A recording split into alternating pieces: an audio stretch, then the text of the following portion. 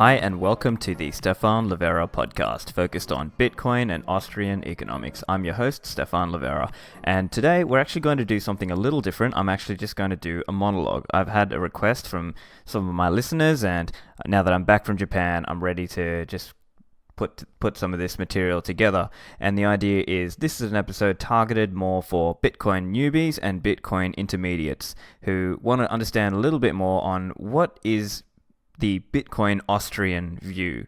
Why is it that understanding Bitcoin through this frame or prism of Austrian economics, why does that make more sense? And let me just articulate some of those thoughts for the listeners who maybe they're not as familiar with this and they've only heard Bitcoin as characterized by Bitcoin skeptics or in the mainstream media or by kind of cryptocurrency generalist types. So if you're a newbie, you're probably wondering, well, okay, this Bitcoin, is it a scam? It doesn't have any intrinsic value. Bitcoin doesn't return any dividends or income. Is it just, like the tulip bubble? And is everyone just gambling here? Won't the government shut it down? Can it get hacked? What about all these other coins? Why don't I just buy those other coins because I missed the boat on Bitcoin? Or what if I buy Bitcoin and then the next Bitcoin comes out and it's better, in this whole kind of Facebook and MySpace example that people throw around? So hopefully in this episode, we're going to try and touch on most of those questions and how what I'm going to term a Bitcoin Austrian thinks about those things. So who are some of the, influences within the world of Bitcoin? So some of my influences in how I think about, this Bitcoin Austrian view would be people like Nick Szabo, Safety Namus, Pierre Rochard, Michael Goldstein, Vijay Boyapati, would be probably some of the main influences on my thought. And then there are others as well. So Tua de Meester, Trace Mayer, Daniel Krawisz, Conrad Graf, and Peter Serda, who were writing about it from the very early days. Although individuals such as Daniel Krawisz, I would not recommend you follow him nowadays as he's more of a Bcasher, but we'll get into maybe some of that later. Now, from the world of Austrian economics, some of my influences are Karl Menger, the founder of the Austrian school, Ludwig von Mises, Murray Rothbard, Hans Hermann Hoppe, Bob Murphy, Tom Woods, Guido Hulsmann, Dr. Joseph Salerno, Huerta de Soto, just to name a few. Now, just to be upfront with you, the listener, as well, I do not consider myself some sort of thought leader or influencer, or I'm not a professional PhD economist. Rather, I consider myself a long-time student of Austrian economics. Not to dox myself fully, but I'm in my early 30s and I've been interested in Austrian economics since I was around 15 or so. So that's, a solid 15, 16 years of time. And in terms of Bitcoin, I've been interested in it since around December 2012. So as I record this now in May 2019, that's, over 6 years of time being interested in Bitcoin. So let me just now outline just a few overarching thoughts around how what I term a Bitcoin Austrian considers Bitcoin. So Bitcoin should be thought of as a digital hard money.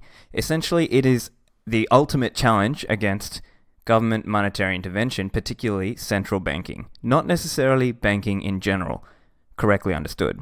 Now, Bitcoin is extremely interesting to many of us because it has a strictly limited supply of 21 million. There will never be more than 21 million Bitcoins, and this sort of feat has never been achieved before in history of having actually a strictly fixed supply.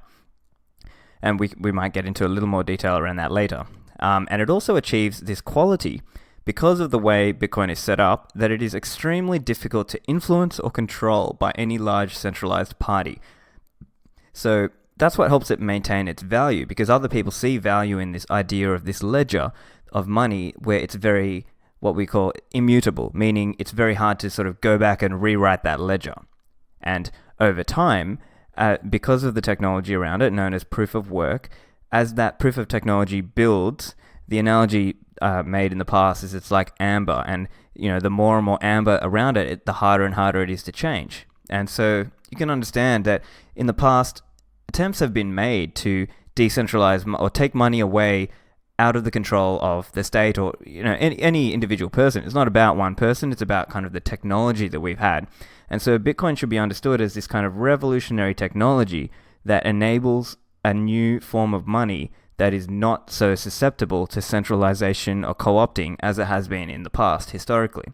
So historically, what happened is if somebody got a lot of power, they tended to want to inflate the money, right? Because obviously, if you're the king and it helps you to debase the money by, say, shaving off a little bits of silver of the coins, then you can very quickly enrich yourself and essentially raid the wealth of your whole society. And so, I mean, there's good and bad around that, and some people will make different arguments around that. But essentially, that's why people see so much value in Bitcoin. But it should be thought of as a long-term case. Like, we're talking multiple decades here. Okay? So let me now jump into some specific essays and topics around Bitcoin. So I think we've got to start with Karl Menger, the founder of the Austrian school. So if you look at his essay, The Origins of Money, one of the fundamental insights from this essay is that there are differing degrees of salableness or marketability, or another way to conceive of it might be liquidity, in different commodities.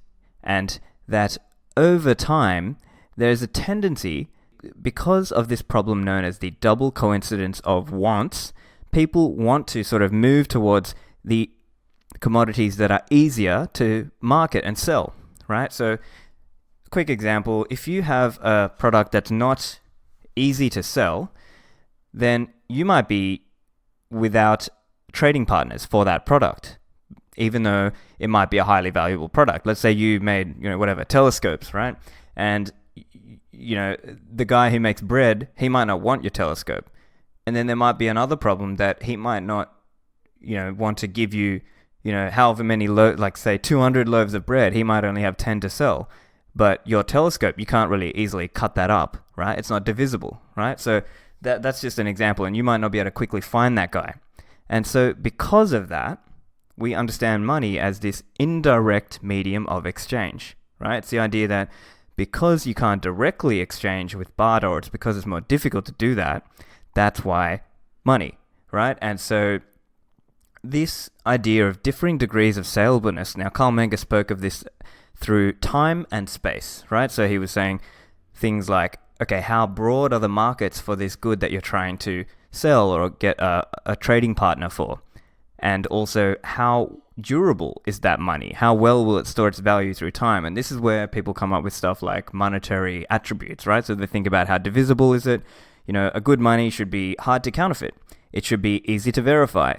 It should have what we think of as historically, a high value to weight ratio is a good idea because, quick thought experiment, compare gold, which obviously has a very high value to weight ratio versus, grass, right? Think how much grass you would need to transport around. Obviously, it would be easier, right? Now, Bitcoin is different because it's digital and it achieves a certain level of digital scarcity in a way that was not possible before. And so this idea, really focus on this idea of salableness. I think that's probably one of the key components. And many of these other attributes of Bitcoin are kind of all contributing to which one is the most saleable. And what we can understand is that there's strong tendencies there towards convergence, towards the best few that will become money.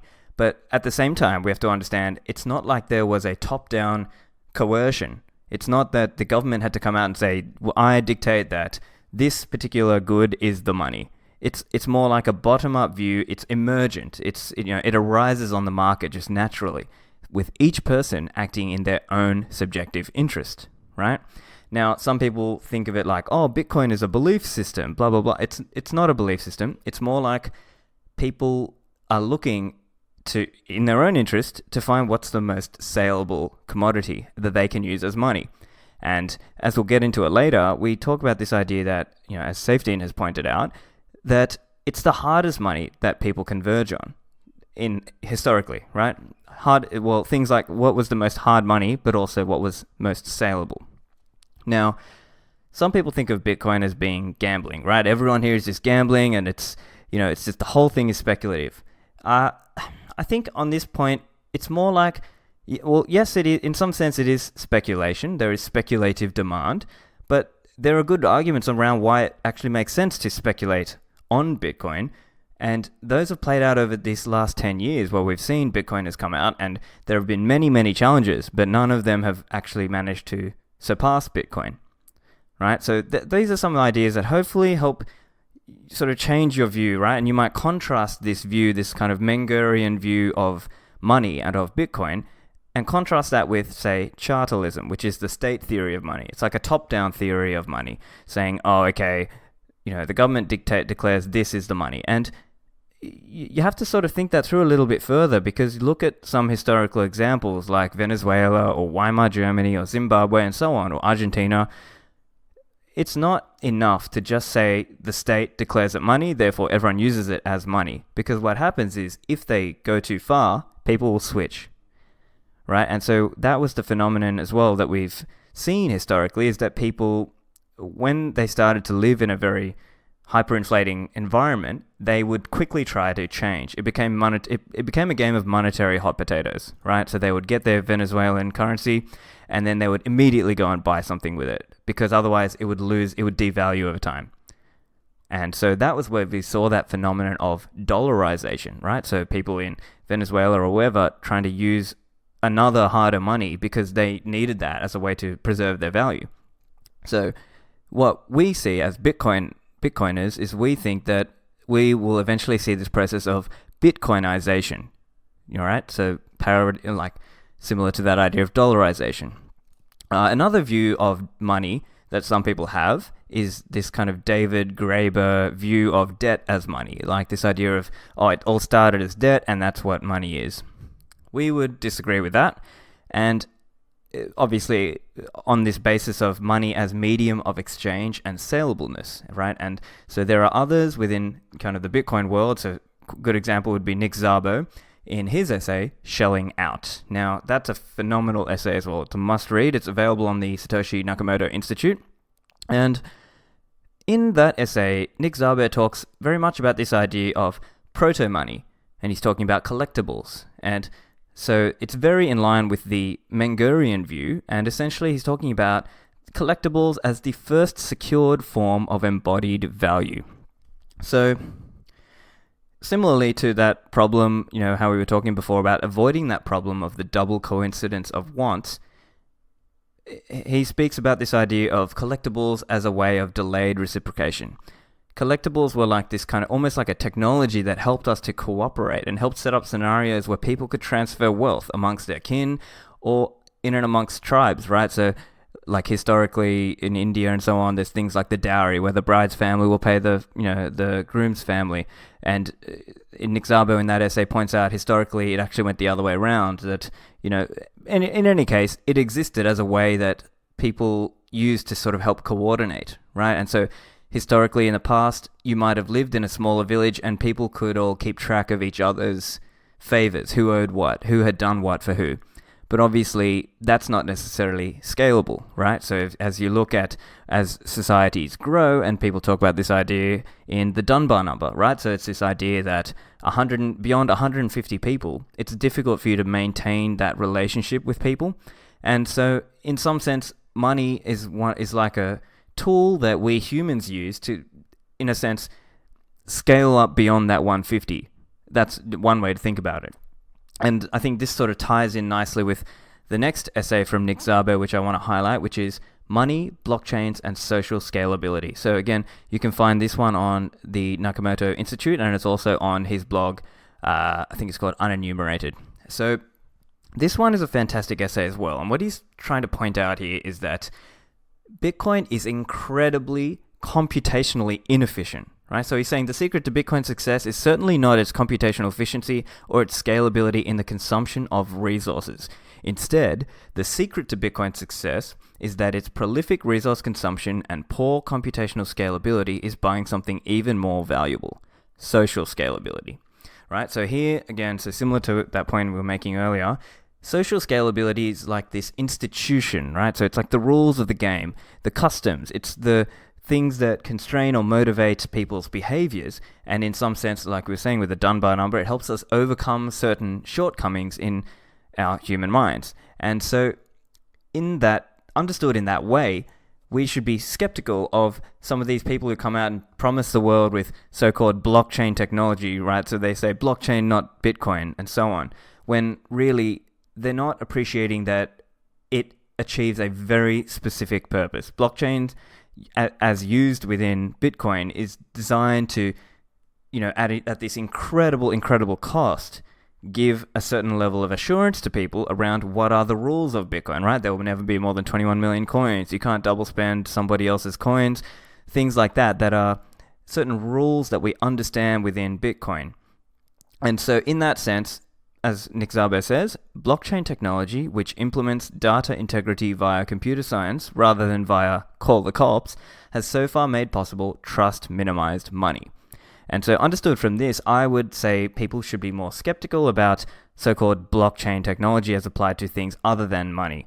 It's a very, very high bar, and we should be incredibly skeptical about this, because for at least 4 or 5 years now, this narrative has been going about, blockchain, not Bitcoin, and yet they have really struggled to find any profitable use cases. And even where they are profitable, they might be easily disrupted by using a different technological approach, perhaps even using cryptography, but just not using a blockchain, so to speak. And so I guess, the skeptic in me thinks that some business executives who maybe are not as tech savvy, they might be using it in some sense for marketing, or they need to do a trial with it. And then some IT staff might be cool with it because it helps them get more budget that they can just use to do things, even if they're not necessarily the most efficient way to do things. It's not clear, but at any point, I think it's quite clear that we should be skeptical about blockchain technology. And for further discussion, see my earlier episode with Jimmy Song and also with Udi Wertheimer. Now, next essay I wanted to touch on is Hans Hermann Hoppe's essay, The Yield from Money Held, Reconsidered. Now, this one's available on Mises.org, and the context of this essay, I think, as I understand it, it was a response essay to some gold skeptics, right? And so the idea is people are saying things like, but isn't holding money unproductive? Like, why would you hold that money? And this comes to that question of, why do we hold a cash balance? Now, to explain that a little bit deeper, there are let's call it 3 different categories. And I think Rothbard makes this point in Man, Economy and State. And I'm sure basically most Austrian economists would agree with this point. But essentially, think of it like there's 3 categories. You've got either consumption, right? Let's say you've earned some money and you've got 3 possible choices. You're either going to consume something with it now, you're either going to try to invest that money to earn more, but obviously there's a risk, right? With that return, there's risk, or you've got a cash balance. And what Hoppe is driving at within this essay is he's saying, why do we hold that cash balance? Ultimately, it's because of uncertainty. And I, to be fair, I think even Mises makes this point as well.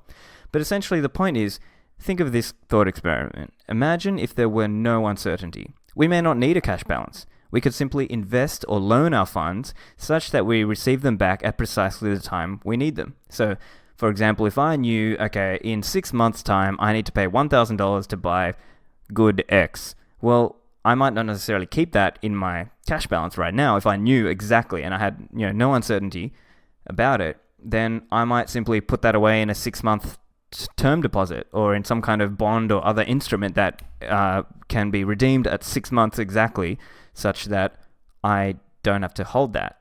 So ultimately what Hoppe is driving at in this essay is he's trying to explain that the unique productivity of money, so to speak, is like a yielder of certainty in an uncertain world.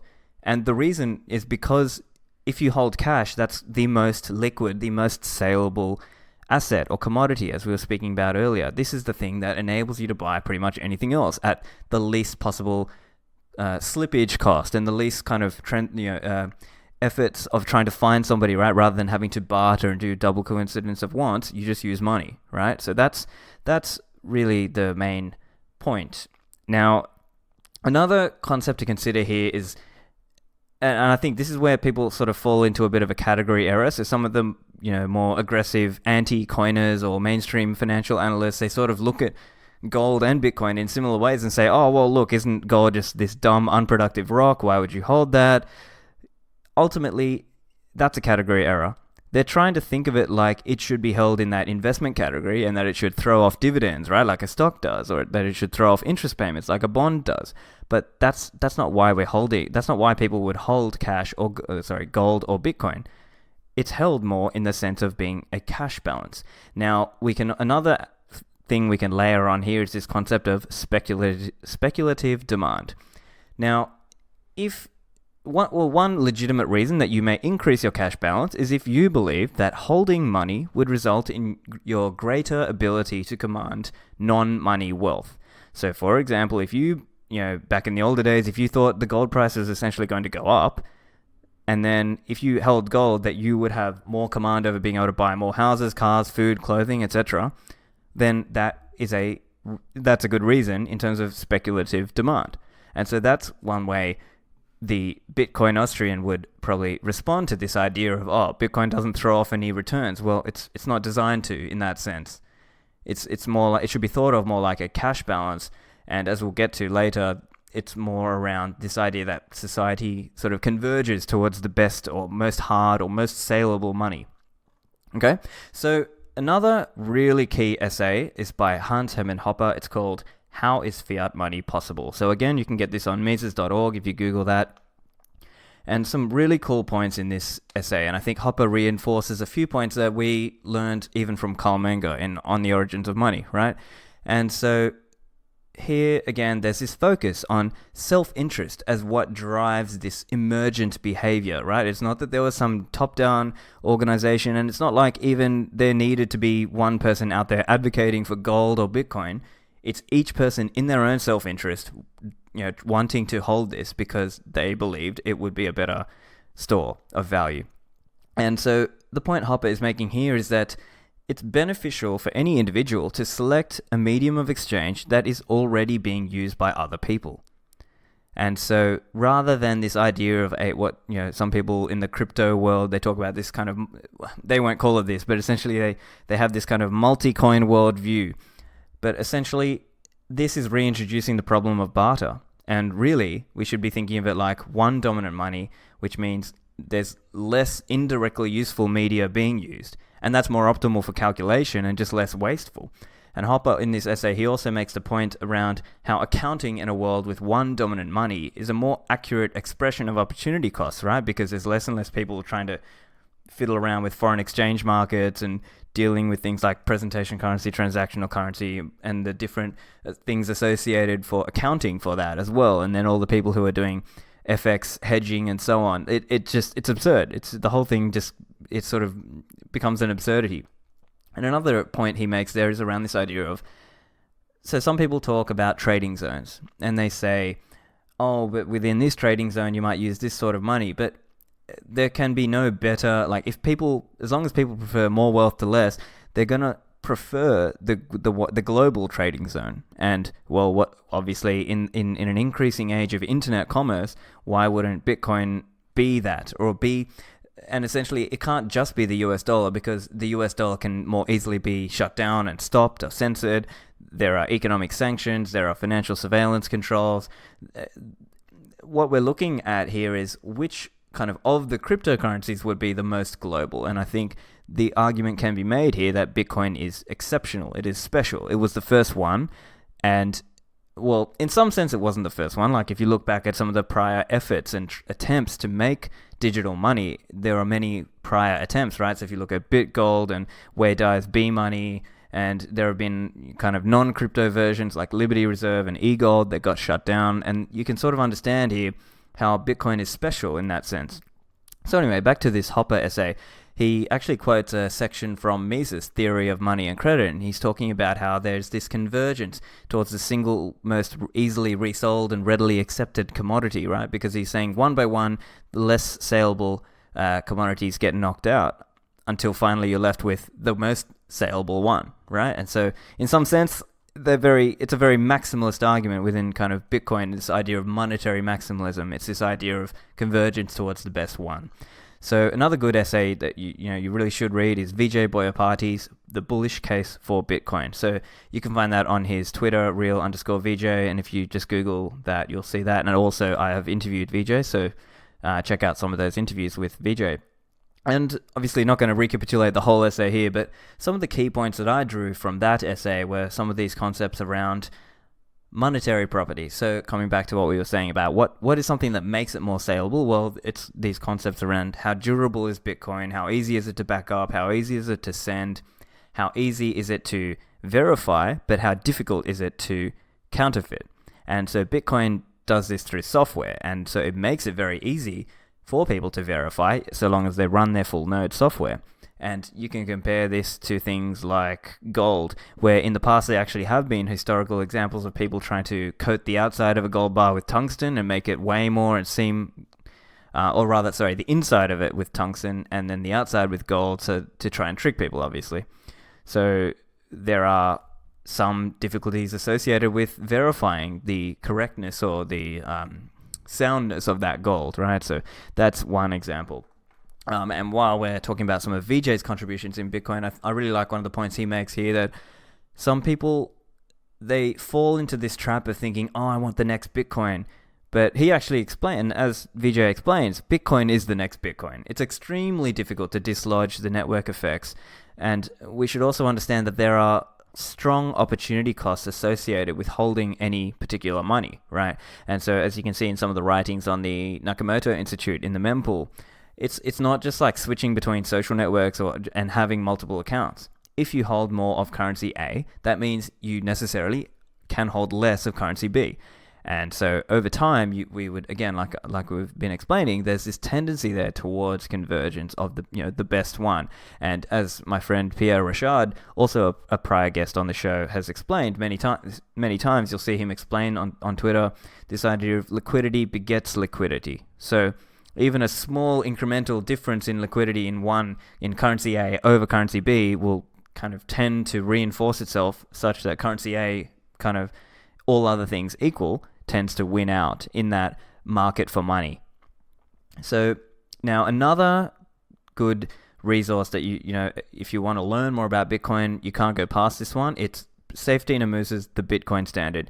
Now, Stephan is also a past guest on my show. He was the first guest, so episode 1 and episode 69 off the top of my head. And so he makes many contributions and many explanations within the book, The Bitcoin Standard. And I think for a newbie to money, really a lot of the discussion is around the history of money. And also another key focus of his is this focus on this idea of stock to flow ratio. So some of the points around history of money are just around this idea that it took certain government interventions to make fiat money work. And some examples that he brings up around stock to flow really should be considered like this point of what is the inflation rate of that money. So quick examples, if you think of most fiat monies, they might be inflating at 5, 6, 7% or even more per year. Whereas gold historically has inflated at 1.5 to 2% per year. Then Bitcoin, on the other hand, had most of its inflation at the start, and every 4 years, the new incoming supply halves. So this is an event known as the halvening or the halving, where the block subsidy halves in Bitcoin. And what this means is that over time, its inflation rate will drop far, far lower than anything else we've ever seen. And this is important to understand because, again, going back to that point of salableness through time and space. Well, if you know that the supply of this cannot inflate beyond 21 million, what Bitcoin software does is it algorithmically determines the supply such that it can never go more than that. And then what we'll see, and I guess where we are today, technically Bitcoin's inflation rate might be around 4% now, but if you account for lost coins, it might be 5 or 6%. But then after the next halving, obviously that'll go down to somewhere in the 2 to 3% range. And then after the next halving after that, it'll go down to 1 to 2%. And then next halving, it'll be even more scarce than that. And so then you have to consider, what are people going to think about decades from now? This is a multi-decade phenomenon. Well, they may well prefer to store value within Bitcoin because it's better than their alternative of keeping it in some other money. So that is one key concept to understand around that. And so the other thing is, Safdien raises some historical examples in his book, so you've got to go through that book to understand them. But just a quick example is, European settlers who came to Africa, and there were certain African groups using glass beads as money. But then the thing is, the European settlers had glass making technology. So they were able to just go home, produce glass beads, bring them to Africa, and then essentially get the African people's wealth at pennies on the dollar, essentially, because they were able to make that money. So the lesson then is, as Safdien says, it's difficult to insulate yourself against the risk of somebody using a money that's harder than yours. So this is also, again, going to this idea of you want to be using the hardest money. And if you're not using the hardest money, you might be susceptible to having your wealth essentially raided from you at pennies on the dollar. And there are multiple examples there around, I think, the island of Yap, the Rice Stones as well. So you can have a look at the book for that. Next one is Murray Rothbard. And so Murray Rothbard obviously has many, many contributions. Probably one of the best from a Bitcoin point of view is this booklet called What Has Government Done to Our Money? So in this book, Murray Rothbard talks about monetary history and how banking got corrupted and centralized, right? So you can understand a little bit further around how it came to be, how we ended up in this scenario that actually the world that, the money that we're using now is more like an aberration, right? So for thousands of years, people used gold as money. How was it that we got onto this system of using paper money that's actually not backed by anything, right? So when people talk about this idea of, intrinsic value, really, we should understand from an Austrian point of view is value is in the eyes of the beholder, right? It's subjective value. Another way to think of that would just be, what's gold backed by, right? It's ultimately those monetary characteristics and that concept of salableness that matter more. So in that sense, it's not a belief system, rather it's more like what is most saleable, what's most liquid, what has the best, properties around it.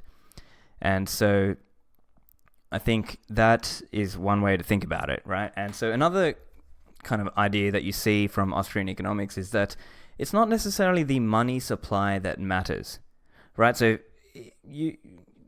quick thought experiment. If we had 1,000 monetary units in our little economy, and then I click my fingers, and then tomorrow there's 2,000 monetary units, but everyone who has whatever money, it just got doubled overnight. Well, would our net wealth change? No, it's just the monetary units that have changed. I hope that's clear. And then what we're trying to get to here is just to explain that inflation in the way it's done today by the fiat money and as enabled by central banks, by legal tender laws, capital gains tax laws, etc., what the real problem is what's called Kantian effects. And so the Austrians explain that as obviously it was named after this guy. I think his name was Richard Kantian. And the point is to understand this. Those closest to the monetary spigot, as in those people who receive the new money first, get to benefit because they are spending the new money at today's purchasing prices. And before it's kind of flowed out to everyone else, and those effects have properly reflected in the prices of everything else. So what typically happens in this case is, in the fractional reserve banking system, the banks and the people getting loans and the governments, those are the people closest to the monetary spigot. So they are the ones benefiting. And so a good essay, actually, if you're interested to understand a little bit more on this, is Daniel Sanchez's Inflation is Sipping Your Milkshake. And so that's a really great explanation of how it's kind of like constantly causing that difficulty for people, because it's quite difficult for someone who's, say, on a fixed wage to account for that or to kind of stop the effects of that on their own spending power. Whereas other people, depending on where they are placed in relation to the monetary spigot, the creation of the new money, they can better insulate themselves from the negative effects or even benefit from that.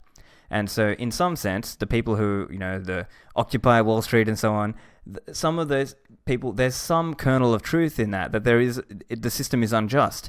It's just that it takes a certain level of economic knowledge and understanding to perceive that really one of the big problems of inflation is this Kantian effects. And another point that Austrians would raise is around this idea of the Austrian theory of the business cycle, which maybe we'll get into that later.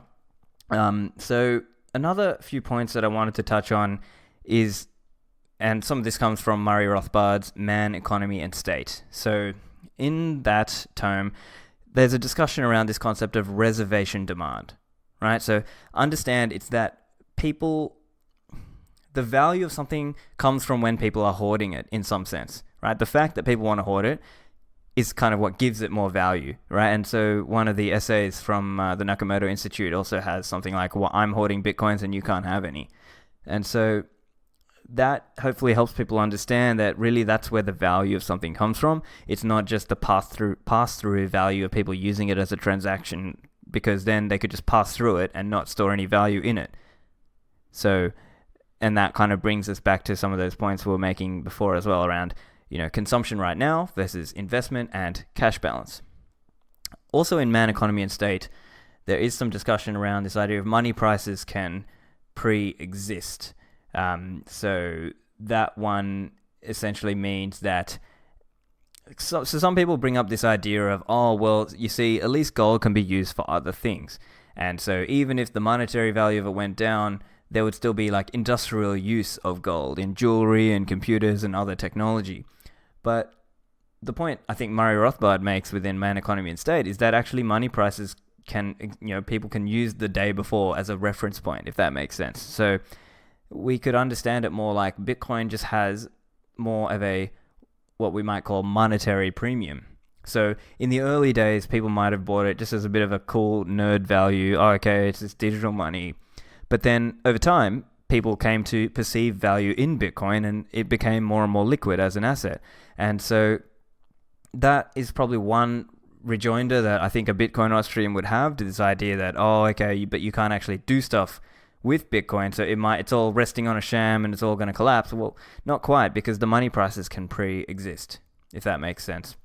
And then I think another thing, just while we're on this idea, I wanted to just touch on some of the ideas around salableness, right? So it's not just the pure market price of the money, but rather how saleable it is. And some examples that we've seen in terms of real world empirical validation of some of these ideas. There was recently an analysis done by a fellow named JP Thor, and he wrote it up basically talking about the true dominance of Bitcoin. So people like Vitalik of Ethereum would sort of criticize Bitcoin, saying, oh, the Bitcoin dominance is falling. But actually, if you look at the real liquidity of how many people are trading into and out of Bitcoin, it's over 80%. And that sort of aligns with this idea of the Pareto rule, the 80-20. And so that's one way to conceive of it, is that actually what matters more is the salableness, not just the straight up value of it. Although obviously over time, because Bitcoin is just so scarce and it is so small in the global sense, right? So Bitcoin now is whatever, like 100 billion, whereas global markets, let's say M3 broad money would be 90 trillion.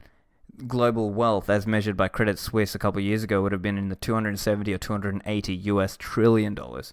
So Bitcoin is still tiny drop in the bucket compared to the globe. And so because it is so scarce, we anticipate that if we're right about all this, that the price will dramatically rise, because that's the only way so many other people can come into it.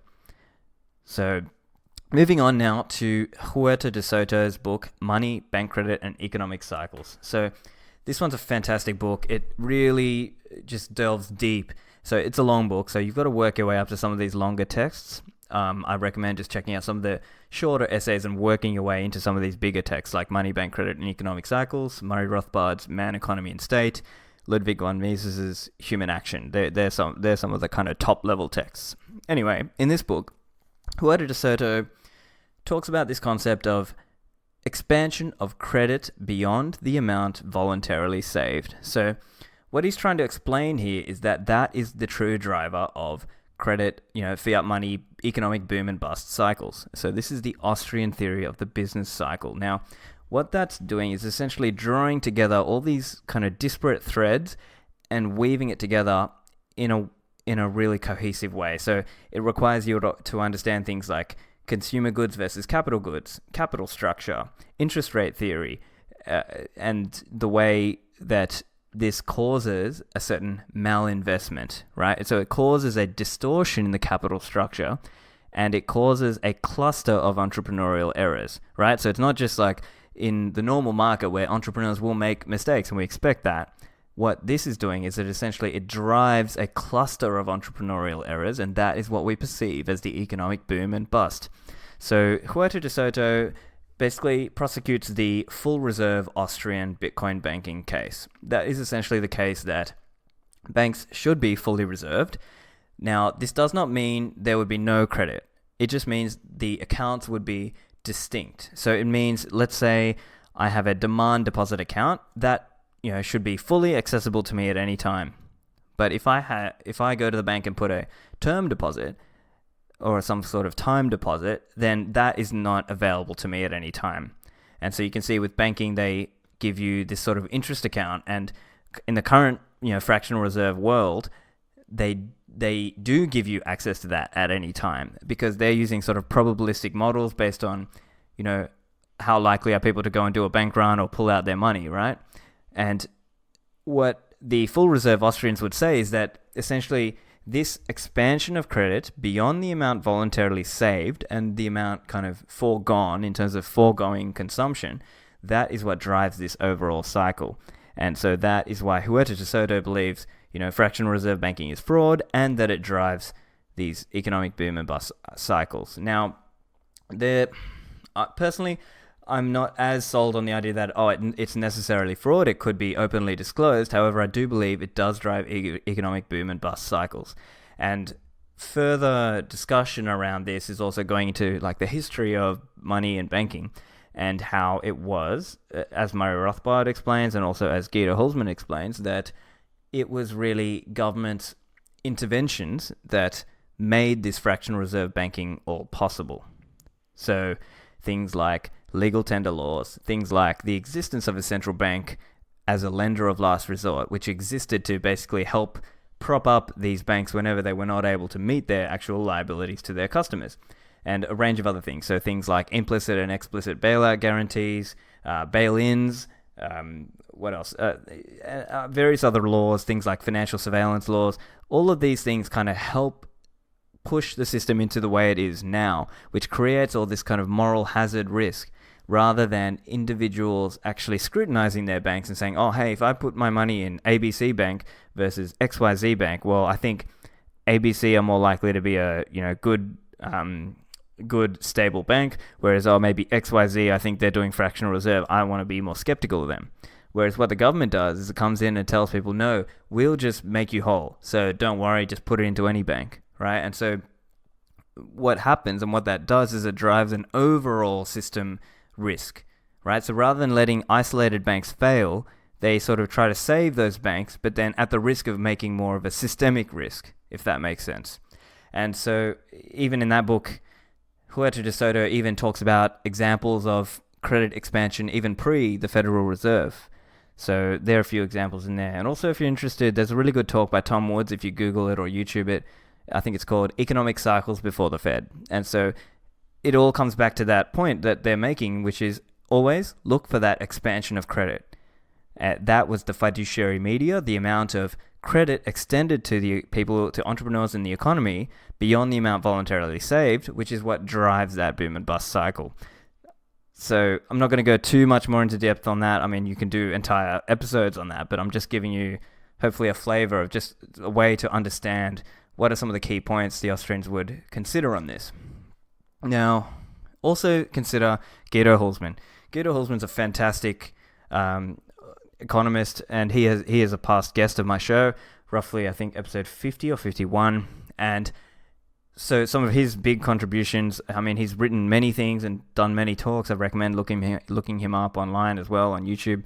But from a writing point of view, Deflation and Liberty, which was this excellent essay, and his phenomenal book, The Ethics of Money Production. So Deflation and Liberty is a really good book because essentially he explains why people should not be so skeptical of deflation. Yes, it's true that there might be some instances of what might seem bad deflation, but once you consider them more fully, you can understand that actually some of the reasons for that bad deflation were the prior inflation. So what people are doing is they're blaming the symptom and not understanding what was the real root cause of that inflation to begin with, which, as we've explained, was around that credit expansion.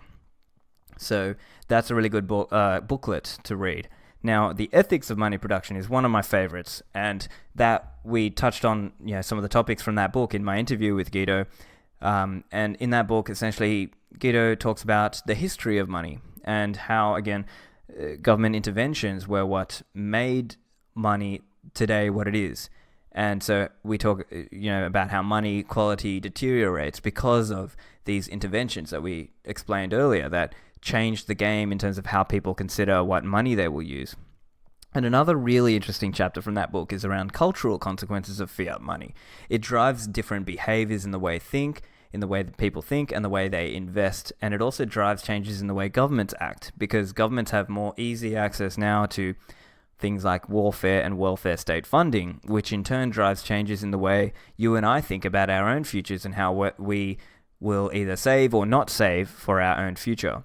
And also, what that also can do when you think about it is that the government can crowd out private provision of some of these things. So, for example, the government provision of welfare states can crowd out the private versions of these. And so a good book, if you're interested on this, is From Mutual Aid to the Welfare State by David T. Beato. So that's also a good one if you're interested to understand some of that.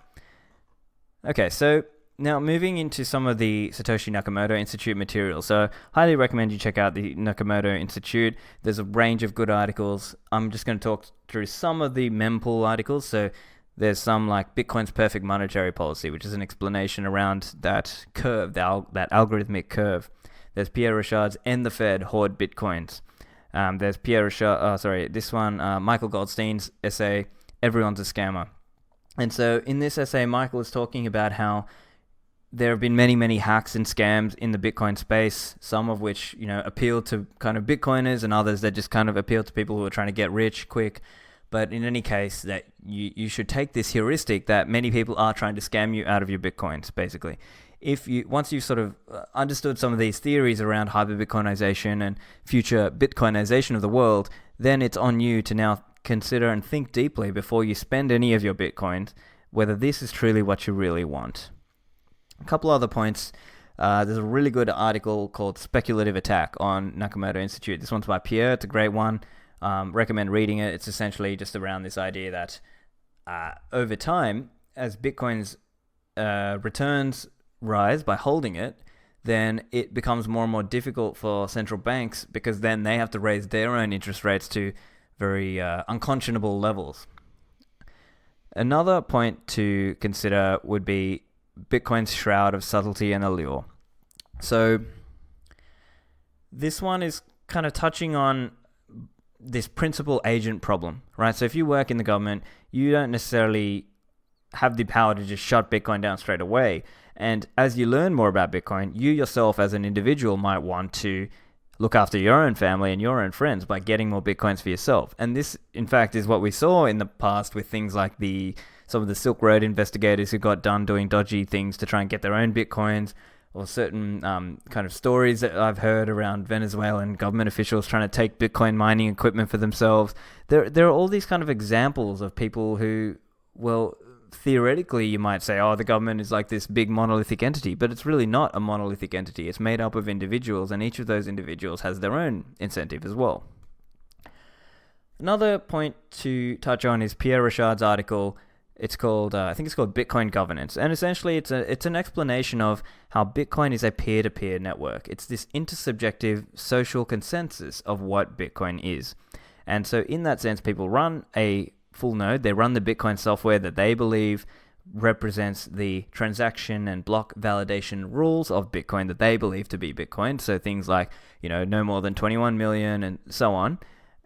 And through this kind of idea of a Schelling point, it's this idea that people have to try and game theoretically sort of figure out what software they will run such that other people will also run that same one, and that's what Bitcoin is. So if you're interested on more discussion for that, make sure you check out my interview with Pierre Rochard. I think it's number 12 off the top of my head, but have a look.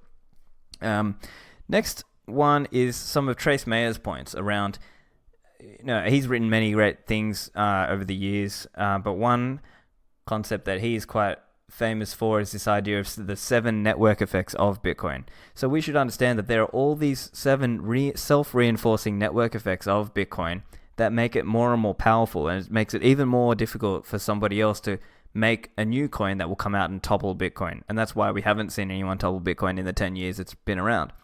So his 7 network effects are speculation, merchant adoption, consumer adoption, security, developer mindshare, financialization, and world reserve currency. So I think the most powerful one is obviously speculation. So as people speculate on it, it sort of drives some of these kind of virtuous cycles, upward cycles. And we should also consider that there are very, very strong developer network effects here as well, because people want to build something that's going to last. And they want to build, if they're going to build on top of something, they want to build on something that will last. And another concept that's often been used and understood or thought of by Bitcoin is this, as popularized by Nassim Taleb, is this idea of the Lindy effect. The longer that something has survived, or an idea has survived, the longer we should expect it to continue to survive. And so these are all kind of reasons driving towards using Bitcoin and building on top of Bitcoin rather than trying to start some next Bitcoin, so to speak. Now, just going to touch on a few problems that many newbies who come in and they start thinking about altcoins, really just be honest about your intentions, because many newbies I've spoken to were really just looking for a 10x, or they felt that they missed out on Bitcoin. And I think they weren't necessarily willing to admit that, but if you sort of reflect more deeply, that's probably what it is. And the other one is often like unit bias, right? They think, I can buy, 10 whole Ripple coins, but I can't buy a whole Bitcoin because it's, as I make this episode, it's around 8,000. But they don't understand that you can buy fractions of Bitcoin. And so that's why within Bitcoin, there's this whole meme now of stacking sats, stacking Satoshis, fractions of Bitcoin. The other problem with many of these altcoins is that they are centralized. They are not as immutable as they claim to be.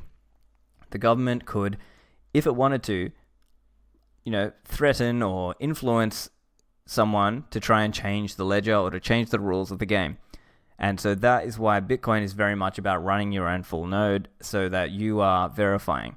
And the problem with some of these altcoins is they're essentially, as like that Warren Buffett saying, you only find out who is swimming naked when the tide goes out. Some of them are basically crypto LARPing, right? They are live action role playing.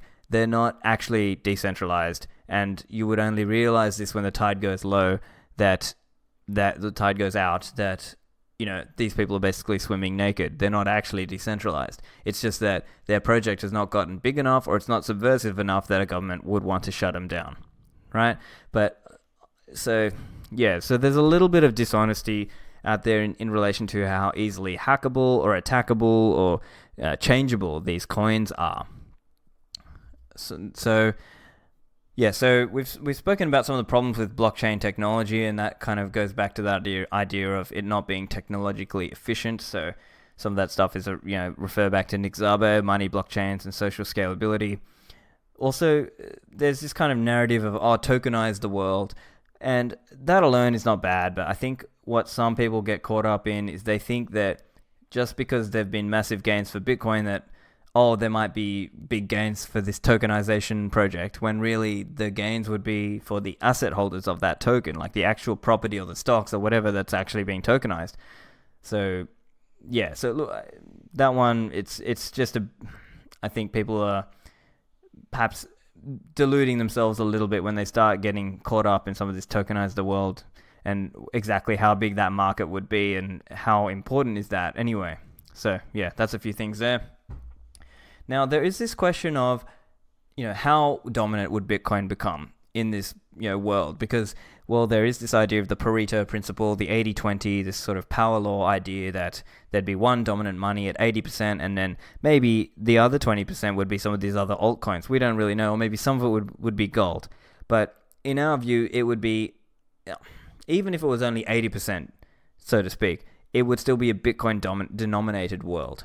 So people, there might, who knows, there might still be altcoins and so on, but that ultimately it would just be a Bitcoin denominated world. And I wouldn't bother with trying any of these other altcoins because I think none of them really is a real contender like Bitcoin is. So so hopefully that helps explain a little bit around that. Some people also talk about this idea of maybe like, oh, maybe we'll find new uses for money and the old rules don't apply anymore. But again, in my view, I think this is ignoring why we hold money. So as we explained earlier, why do we hold money? It's because it's uncertainty perceived about the future, right? There are other people who sort of raise concerns that, Bitcoin's not being used directly for transactions right here and right now. But the Bitcoin Austrian view would be, no, well, this is going to take time. It's going to take time. It could be decades before this thing goes big. And you've got to appreciate that money moves through stages as well. So Jevons wrote about this. I think Nick Szabo has written about this.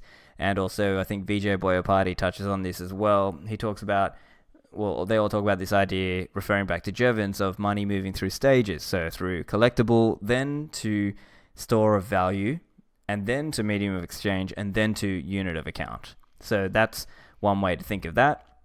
Another, I think, insight that should be considered is Murray Rothbard's insight, and I think other Austrians have also made this point as well, but essentially Rothbard made this point that the defining and ultimate use of money is its function as medium of exchange. All other functions are subordinate to this. So some people confuse it a little and they try to disaggregate the functions of money, so talking about, this is the function as store of value and this is the function as of unit of account, when really it's all subordinate to medium of exchange, coming back to which one is the most saleable, which one is the actual one that matters the most. So hopefully that discussion was useful to you and educational. I think the key thing, the first investment that anyone should make is in their education on Bitcoin. So rather than just running out and buying it, you've got to really read a little more deeply and understand the case for Bitcoin. And so if you only have time to read one article, I recommend my friend Vijay Boyapati's article, The Bullish Case for Bitcoin. If you've got time for a series of articles, then I recommend the Nakamoto Institute Crash Course Guide to Bitcoin Political Economy by Michael Goldstein. And if you have time to read a book, then you really cannot go past Safety Namusa's book, The Bitcoin Standard. So I'll put the links of those in the show notes, and also I have done podcast episodes with all of the above, so make sure you check those episodes out. If you're also interested to quickly onboard and understand Bitcoin, I actually recommend just binging through my podcast series. So if you're a newer listener, just go back and listen from the first episode, and I think that will actually be a faster way to quickly get up to speed on what Bitcoin is and why it's important, and understand more about the economics and technology of Bitcoin. So if you're one of my more regular listeners, make sure you share this episode out with your Bitcoin newbie and Bitcoin intermediate friends, and also give me some feedback if you enjoyed this. You can find me or follow me. My DMs are open on Twitter. My handle is @Stephan Livera, and I've also got a contact page on my website, stephanlivera.com, and the show notes will be there for this episode, which is number 71. So that's it from me, guys. Thanks for listening, and speak to you soon. Bye.